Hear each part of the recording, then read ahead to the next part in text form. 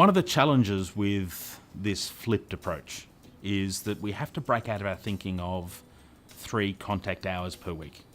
Okay, learning is no longer simply to be considered hours in the classroom. Instead, it's student learning outcomes. So even though in my unit we used to have 3 contact hours a week, we're now down to 1.5 contact hours a week in the classroom. However, students are putting a lot more time into their study each week. Now we have all of these online resources. So it's time to change our thinking. It's no longer about classroom contact hours. Instead, it's about student learning hours. I think every unit is going to be different here. I don't think there's a one-size-fits-all approach. In my situation, 1.5 to 2 hours in the classroom each week is about right, because we have a lot of pre-class learning that students have to do. I think overall, if we think about student workload, and we talk about students for each unit they're studying, typically they need to be allocating up to 12 hours per week on their study. Okay. Typically that was, in the case of business and economics, 3 hours of classroom time, 9 hours of independent study. Okay. All I've done is shift some of that less productive classroom time into another bucket of that 12 hours. Okay, so we now only have 1.5 hours of class time, but there's some high quality learning, still engaging with me, with my tutors, with other students, through the Moodle discussion forums, for example. That's still occurring.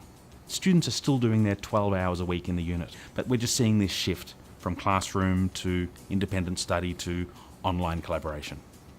Making the transition from traditional lecturing or traditional tutorials into this workshop mode is actually quite challenging for teachers. Suddenly you're no longer the focus of the room. You're no longer the star of the room where you're the expert talking at the students.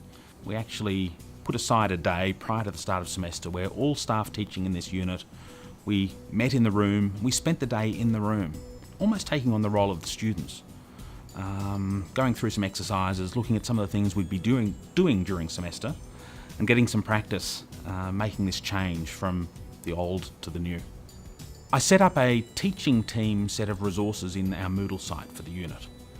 And only the teaching staff for the unit had access to this section of Moodle, but it had a whole series of resources on this new way of teaching, including things such as videos of people who have done this before. Eric Mazur, for example, from Harvard University. A video of him talking about the flipped classroom and how he gets the best out of students with this new approach.